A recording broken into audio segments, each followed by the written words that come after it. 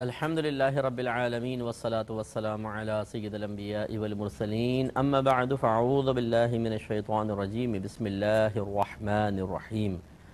الحمدللہ الہادی پروگرام میں جہنم کا تذکرہ چل رہا تھا اور سورۃ الفرقان کی کچھ آیات میں اللہ تبارک و تعالی نے اپنے نیک پرہیزگار متقی اچھے اور خصوصی بندوں کا ذکر فرمایا اور ان کے وہ اعمال ذکر فرمائے جو ان کے لیے دخول جہنم کی راہ میں ایک عظیم رکاوٹ ہیں، اور پھر ثابت فرمایا کہ جو ان اعمال کے خلاف کرے گا اس کا ٹھکانہ جہنم ہوگا۔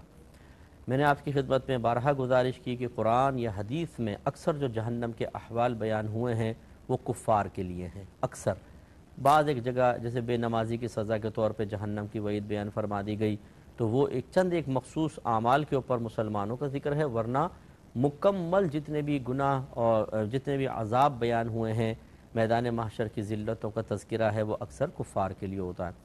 لیکن اس کا مطلب یہ نہیں ہے کہ ہم یہ سوچ کر کہ یہ تو کفار کا انجام ہے تو ہمارا تو ایسا نہیں ہوگا، نظر انداز کر دیں۔ اگر ایسا ہی ہوتا تو پھر اللہ تعالیٰ اس کے رسول نے اتنے جہنم کی وعیدیں کیوں بیان فرمائیں، جبکہ اللہ تعالیٰ جانتا ہے کہ ایک وقت ایسا بھی آئے گا جیسے آج کا دور ہے کہ اکثر کفار نہ قرآن پڑھیں گے نہ حدیث پڑھیں گے۔ یہ تو آج مسلمان کو بھی توفیق حاصل نہیں ہے کہ وہ قرآن و حدیث پڑھے، چاہے جائے کہ کافر پڑھے۔ تو قرآن تو قیامت تک کے لیے ہے۔ اس کا مطلب یہ ہے کہ اللہ تبارک و تعالی نے یہ چیزیں کفار کی ہدایت کے لیے بھی ہیں تاکہ ان کو جب پڑھ کے سنائی جائیں ان کے دل میں ہو سکتا ہے خوف پیدا ہو، وہ اسلام کی طرف آ جائیں، ورنہ مسلمان تو کم از کم اس سے درس حاصل کریں۔ اب اگر یہ درس مسلمان کے لیے اس میں رکھی گئی ہیں، درج کی گئی ہیں، اور مسلمان یہ کہے کہ یار یہ تو کفار کے لیے، ہمیں کیا کرنا ہے، اس کا مطلب ہے کہ ہم نے ان آیات کے نزول یا ان کے درج کرنے کی حکمت کو باطل کیا۔ اس حکمت کو سمجھنے کی ضرورت ہے۔ اللہ تعالیٰ چاہتا ہے کہ کفار کا انجام پڑھ کر سن کر ہمارے دل میں خوف پیدا ہو کہ اگر ہم بھی معاذ اللہ ثم معاذ اللہ کفر اختیار کریں گے تو یہ انجام ہوگا، یا ان کفار کی عادات کی مثل عادتیں اختیار کریں گے تو یہ انجام ہو سکتا ہے۔ اس درجے کا عذاب نہ ہو، کم درجے کا ہو، کیونکہ بعض مسلمان جہنم میں بھی جائیں گے۔ اور تیسرا یہ کہ تاکہ انسان شکر ادا کرے۔ کس بات کا شکر؟ کہ اللہ تعالیٰ نے اپنے فضل و کرم سے مجھے ایک مسلمان گھر میں پیدا کیا اور اپنے عدل سے ایک بچے کو کافر گھر میں پیدا فرمایا۔ یہ میں اس پہ پہلے بھی کلام کر چکا ہوں کہ کفار کے گھر میں پیدا ہونے والے بچوں کا کیا قصور ہے اور مسلمان کے گھر میں پیدا ہونے والے بچوں کا کیا ذاتی کمال۔ بس اتنا ہم کہیں گے کہ یہ اللہ کا فضل ہے اور یہ اللہ کا عدل ہے۔ اللہ کو تو کوئی اس کے فعل پر اعتراض نہیں کر سکتا۔ ہاں یہ ضرور ہے کہ جب اللہ تعالیٰ کسی کو کافر گھر میں پیدا کرتا ہے تو زندگی کے کسی نہ کسی موڑ پر اس کے لیے ہدایت کے اسباب تیار کر دیتا ہے۔ وہ خود اس ہدایت کو نظر انداز کرتا ہے تو تباہ ہوتا ہے، کہیں نہ کہیں اس کو ملے گا، کیسے نہ کیسے ملے گا انشاءاللہ۔ یا پھر وہ خود جیسے انٹرنیٹ کے اوپر بیٹھا ہے، کوئی ایک دم ویب سائٹ کلک ہو گئی، سامنے آ گیا اسلام کے بارے میں، یہ وہ کہیں نہ کہیں سے کچھ نہ کچھ ہوگا کہ وہ اس طرف مائل ہو، نہیں ہوگا تو اس کا قصور ہے۔ اور فرض کر لیں کسی کو ساری زندگی اس طرح کے اسباب مہیا نہیں ہوئے، پھر بھی اس کے لیے گرفت کے امکانات ہیں اور وہ قابل گرفت ہے کہ اس کو تلاش ضروری تھی، حق کی تلاش۔ اب کوئی عیش کوشیوں میں لگ کر حق کو چھوڑ دے تو یہ اس کا قصور ہے، پھر اللہ تبارک و تعالیٰ کا نہیں ہے۔ تو یہ اس لیے بھی ہیں کہ جب ہم ان کو پڑھیں تو ہم کہیں کہ وہ کفار کے ساتھ ایسا ہوگا، تو اللہ تیرا شکر ہے کہ تو نے مسلمان بنایا۔ اب خالی زبانی شکر نہیں ہونا چاہیے، پھر وہ شکر کے تقاضے کے مطابق انسان اپنے رب کی اطاعت کرے۔ تو ابھی جو بات چل رہی تھی آخری جو سورہ فرقان کی کچھ آیات اللہ نے مدح کے طور پہ ذکر فرمائیں، ان میں سے ایک یہ تھی کہ وَالَّذِينَ لَا يَدْعُونَ مَعَ اللَّهِ إِلَٰهًا آخَرَ، اور وہ لوگ جو اللہ کے ساتھ کسی دوسرے خدا کی عبادت نہیں کرتے۔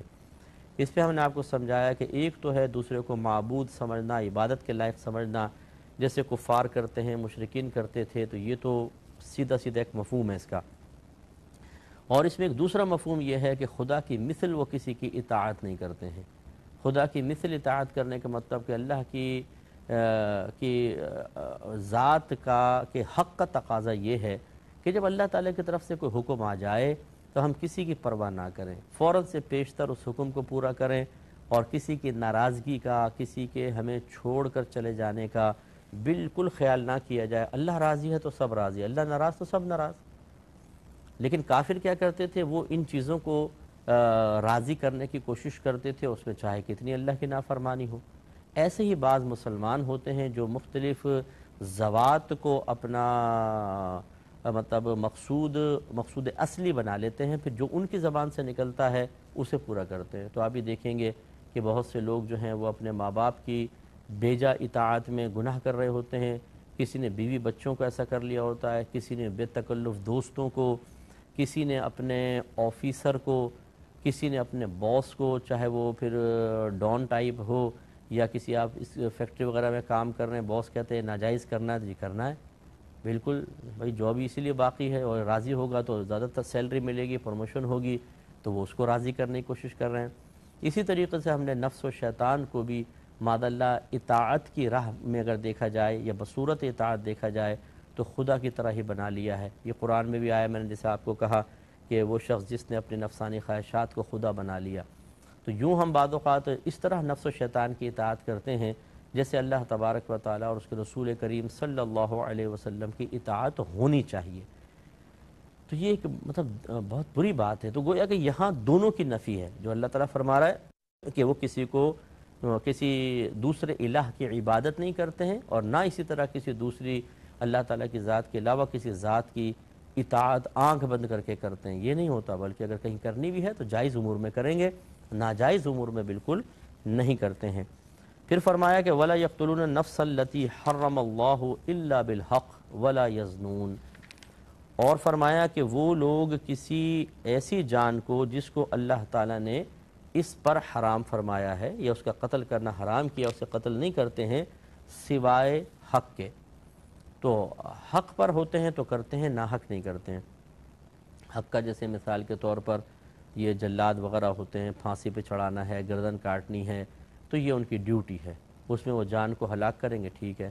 اسی طرح ہمارے مذہب اسلام میں شادی شدہ زانی کی سزا ہے کہ اس کو رجم کیا جائے، پتھر مار مار کے ہلاک کر دیا جائے، بشرطے کہ زنا کا ثبوت ہو جائے، اور ثبوت ہوگا وہ خود گواہی اقرار کر لے کہ ہاں میں نے زنا کیا ہے، اس سے پھر اچھی طریقے سے اقرار کر کے تمام شبہات کو ختم کیا جاتا ہے، یا 4 گواہ مسلمان عاقل مرد یہ کہیں کہ ہم نے ایک ساتھ دیکھا ہے کہ جس نے ایسا کیا ہے، اور اس میں پھر اس کو علیحدہ ان سب کو بلا کر ان کے بیانات لیے جاتے ہیں۔ آپ نے دیکھا ہوگا جو گواہ بنتے ہیں جج ان کو علیحدہ بلا کر ان پہ جرح کرتا ہے، یا وکیل کے ذریعے جرح ہوتی ہے، تاکہ کسی ایک گواہ کا بیان دوسرے کے بیان سے ٹکرا جائے تو شک پیدا ہوتا ہے، اور شک کے اندر پھر سزا جاری نہیں کی جاتی، حدود خاص طور پہ جاری نہیں ہوتی ہیں۔ تو یہ ان 4 کا بیان، تو خیر یہ تو میں نے ویسی تفصیل بیان کر دیا۔ اب اگر کوئی فرض کر لیں جرم ثابت ہو جاتا ہے، اسے پتھر مار کے ہلاک کر رہے ہیں، تو یہ بھی ایک جان کو ہلاک کیا ہے، لیکن اس کی ہلاکت ہم پر حرام نہیں رکھی گئی بلکہ مباح رکھی گئی ہے کہ یہ تو حکم شرع ہے کہ اس کو اس طرح کریں۔ اور اسی طریقے سے مثال کے طور پہ بعض ایسے ہوتے ہیں مجرم وغیرہ، ان کو زہر دے کے مارا جاتا ہے، جیسے باہر کے ملکوں میں آسان موت دو، کیا کریں انجیکٹ کر دو زہر۔ تو خلاصہ کلام یہ اسی طریقے سے مثال کے طور پہ اگر کوئی ڈاکہ مارنے آتا ہے، آپ کا مال چھین رہا ہے، اور مدافعت میں مزاحمت میں آپ اس کو مار دیتے ہیں، تو یاد رکھیں بالکل آخرت میں کوئی گرفت نہیں ہے۔ تو یہ یعنی اس طرح کوئی آپ کا مال چھین کر بھاگ رہا ہے، چوری کر کے مال جھپٹ کر، اور آپ نے گولی چلا دی یا آپ نے کچھ کر دیا اور وہ مر گیا، تو یہ شرعاً آپ کی گرفت نہیں ہے، یہ قتل نہیں کہلائے گا، یعنی وہ یہ اس کا قتل حرام نہیں تھا، مال لے کے بھاگ رہا تھا، آپ اس کو مار سکتے ہیں، لیکن بہرحال اس میں احتیاط کریں۔ میں تو ایک نفس مسئلہ بتا رہا ہوں، یہ نہیں ہے کہ کوئی مارنے کی ترغیبیں دے رہا ہوں، ورنہ تو لوگ اسی کرتے ہیں کہ کسی بھی ڈاکے کا الزام لگا کے گولی مار دیں بیچارے کو، اس لیے اکثر عوام کو اپنے ہاتھ میں چیزیں نہیں لینی چاہیے۔ تو خلاصہ کلام یہ ہے کہ یہ اللہ تعالیٰ فرما رہا ہے ان کی شان کہ یہ کسی جان کو قتل نہیں کرتے مگر حق پر، یعنی ناحق قتل نہیں کرتے ہیں، جب اللہ کا حکم ہوتا ہے تو ٹھیک ہے پھر وہ کر لیتے ہیں۔ ولا یزنون، اور یہ زنا نہیں کرتے ہیں۔ تو زنا کا حقیقی معنی تو یہ ہے کہ اجنبی عورت کے ساتھ باقاعدہ عادی اعتبار سے جیسے ہوتا ہے جسمانی تعلق قائم کیا جائے، اس کو کہتے ہیں زنا۔ لیکن ہمارے نبی کریم صلی اللہ علیہ وسلم کے فرمان ذیشان کے مطابق آنکھیں بھی زنا کرتی ہیں، اور آنکھوں کا زنا ہے بدنگاہی۔ فرمایا کان بھی زنا کرتے ہیں، اور کانوں کا زنا ہے بری بات کو سننا۔ فرمایا زبان بھی زنا کرتی ہے، اور زبان کا زنا ہے خراب بات کو کہنا۔ ہاتھ بھی زنا کرتے ہیں، اور ہاتھ کا زنا کیا ہے؟ ناجائز چیز کو چھونا۔ پیر بھی زنا کرتے ہیں، پیر کا زنا کیا ہے؟ ناجائز جگہ پر ان پیروں کے ذریعے چل کر جانا۔ تو یہ مطلب زنا کی، اس کو بھی زنا سرکار نے قرار دیا، مراد ہے دواعی الی الزنا، دواعی مانے دعوت دینے والے، الی الزنا زنا کی طرف۔ جب انسان بدنگاہی کرتا ہے، جب گندی بات سنتا ہے، گندی بات سوچتا ہے، گندی بات دیکھتا ہے، خراب بات زبان سے نکالتا ہے، یا کسی ناجائز کو ٹچ کرتا ہے، تو لازم بات ہے کہ فیلنگز ہوتی ہیں، پھر انسان آگے بڑھنا چاہتا ہے اور پھر وہ زنا میں مبتلا ہو جاتا ہے۔ گویا کہ جو چیزیں زنا تک لے جانے والی ہیں، میرے آقا صلی اللہ علیہ وسلم نے انہیں بھی زنا قرار دے دیا۔ تو ولا یزنون کے اندر یہی وسیع مفہوم لیا جائے تو بہت بہتر ہے کہ نہ وہ حقیقی زنا میں مبتلا ہوتے ہیں جو کامل زنا کہلاتا ہے، نہ اس کے دواعی جو زنا کی طرف دعوت دینے والے ہیں ان چیزوں کی طرف وہ جاتے ہیں، ان سے بچتے ہیں۔ یہ ہے اللہ کے نیک بندوں کا ایک بہترین مدحی تعارف اور مدحی بیان، اللہ نے تعریفی بیان کیا، ان کا تعارف بھی پیش کر دیا ہے۔ اور پھر فرمایا وَمَن يَفْعَلْ ذَلِكَ يَلْقَى أَثَامًا، اور جو یہ کام کرے گا وہ سزا پائے گا۔ کون سا کام کرے گا؟ اب دیکھیں کتنے سارے کام اللہ نے بیان فرمائے۔ پہلا فرمایا تھا کہ نیک لوگوں کے لیے کہ زمین پر نرمی سے چلتے ہیں، اس کا مطلب تکبر سے چلے گا جہنم میں جائے گا۔ دوسرا کہ جب انہیں جاہل ان سے بحث کرنے لگ جائیں تو وہ کہتے ہیں بھائی دور سے سلام، یعنی فضول خراب قسم کی بحثوں میں نہیں لگتے ہیں۔ اس کا مطلب ہے جو اس قسم کی بحثوں میں لگے گا وہ جہنم میں جا سکتا ہے۔ جسے میں نے مثال دی تھی کہ سوشل میڈیا پر اب ایسے نوجوان آ کر بیٹھ گئے ہیں جنہوں نے دین سے کم حصہ حاصل کیا ہے، لیکن دین کی ٹھیکیداری اپنے ہاتھ میں لینے کی کوشش کرتے ہیں، اور وہ پھر اس انداز سے ایک دوسرے سے بحث کر رہے ہوتے ہیں جو انتہائی اخلاقی سطح سے گری ہوئی ہوتی ہے۔ ماں بہن کی گالیاں تک دے رہے ہوتے ہیں، اور ایک دوسرے کے بڑوں کو برا کہہ رہے ہوتے ہیں، اور اوٹ پٹانگ بوگس دلیلیں۔ اور یہ ان کی جو علمی جنگ ہے یہ کوئی ایک آدھ دن کے لیے نہیں ہوتی، کئی سال پر محیط ہوتی ہے۔ روزانہ اپنا ٹائم ضائع کرنے کے لیے 2.5 سے 3 گھنٹے ضرور آ کے وہ سوشل میڈیا پر بیٹھتے ہیں، اور پھر ایک دوسرے کو بلڈ سرکولیشن تیز کرتے ہیں، گالیاں بکتے ہیں، اور پھر غراتے ہوئے واپس چلے جاتے ہیں۔ پھر سارا دن اس کے دلائل جمع کرنے کی کوشش کرتے ہیں، پھر آ کر بیٹھ جاتے ہیں۔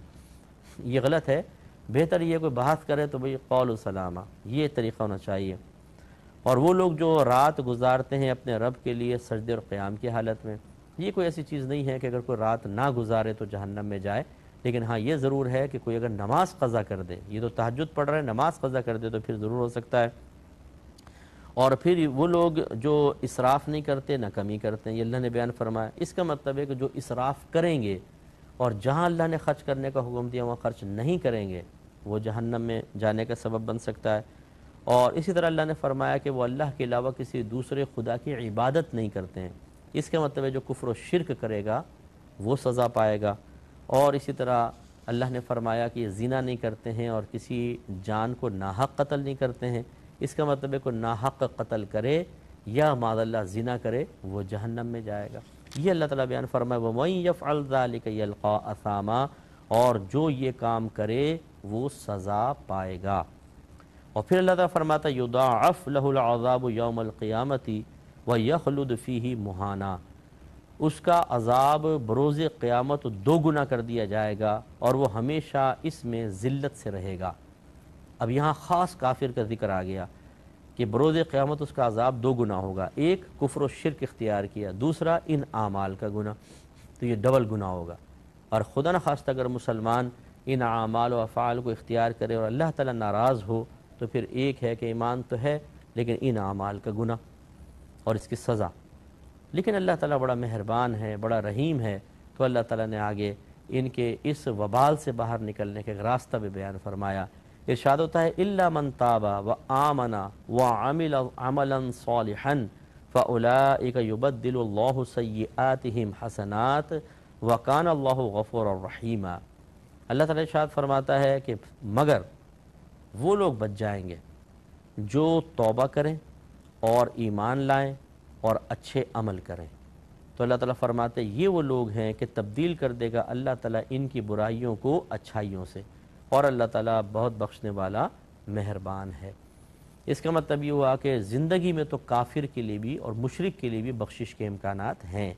توبہ کر لے، ایمان لائے، توبہ کر لے بالکل، اور اچھے عمل میں لگ جائے، سارے پچھلے گناہ معاف فرما دے گا اللہ تعالیٰ، بلکہ ابھی جو فرمایا کہ اس کے گناہوں کو نیکی میں بدل دے گا، اس کی دو صورتیں، یا تو جتنے نام اعمال میں گناہ تھے انہیں نیکیوں میں بدل کر نیکی والے نام اعمال میں لکھوا دیا جائے گا، یا اس کا مطلب ہے کہ جو برے عمل کر رہا تھا اس سے انسان اس کو ہٹا دے گا اور نیک عمل کی توفیق دے دے گا۔ تو اب دیکھیں اللہ نے برائی کو اچھائی سے بدل دیا، یعنی نیک عمل کی توفیق عطا فرما دی۔ دونوں مفہوم ہو سکتے ہیں۔ تو اب ایک مسلمان کو اپنی اس جہت سے کہ اللہ نے فرمایا الا من تاب و آمنا، جو ایمان لایا، جس نے توبہ کی اور ایمان لایا۔ تو ہمارے لیے ایمان لانا دو طرح ہوتا ہے، ایک تو یہ کہ خدا نخواستہ کوئی کافر ہو تو مسلمان ہو جائے، ایمان لے آئے، ایک ہوتا ہے اپنے موجودہ ایمان کو مضبوط کرنا، جسے اللہ نے فرمایا یا الذین آمنو آمنو، اے ایمان والو ایمان لاؤ۔ اب ایمان والے ایمان لائیں، تو اس میں یہ بیان فرمایا کہ مراد یہ ہے کہ اے ایمان والو ایمان پر ثابت قدم رہو، ایمان میں اضافے کی کوشش کرو۔ ایمان یقین کا نام ہے، اور یقین میں اضافہ ہوتا ہے علم اور معرفت سے۔ دیکھیے صحابہ کرام جب سرکار نے فرمایا کلمہ پڑھو اللہ تعالیٰ ایک ہے، ان کی عبادت نہ کرو بتوں کی، وہ ایمان لائے، تو ان کا یقین کتنا تھا اس وقت؟ اللہ ایک ہے، آپ اللہ کے رسول ہیں، اور یہ جو کچھ آیات آپ نے بیان کی ہیں یہ اللہ کا کلام ہے، اور بتوں کی عبادت منع ہے۔ پھر اور آیات آتی رہیں، ان میں نئی نئی چیزیں سامنے، یہ بھی ایمان رکھو جنت بھی ہے، جہنم بھی ہے، جن بھی ہیں، فرشتے بھی ہیں، تقدیر بھی ہے، آخرت بھی ہے، آسمانی کتابیں بھی ہیں۔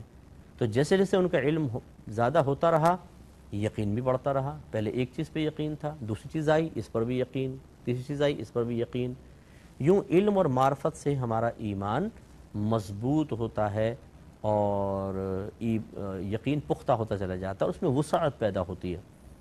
تو یہ جو اللہ تعالیٰ نے اگر اس کو مسلمان کے لیے لے لیں الا من تاب و آمنا، اس کا مطلب کیا ہوگا؟ جو تائب ہوا اور اس نے اپنے یقین کو بڑھایا علم اور معرفت کے ذریعے، وعمل عملا صالحا، اور اس نے نیک اعمال کیے تو اللہ تعالیٰ اس کی برائیوں کو نیکیوں سے بدل دے گا۔ تو کاش ہمارا مسلمان بھی اس پیغام کو سمجھے اور اللہ تعالیٰ کے اس وعدے سے فائدہ اٹھائے، تو کیا اچھی بات ہے۔ اللہ تعالیٰ عمل کی توفیق عطا فرمائے، آمین۔ وآخر دعوانا ان الحمد للہ رب العالمین۔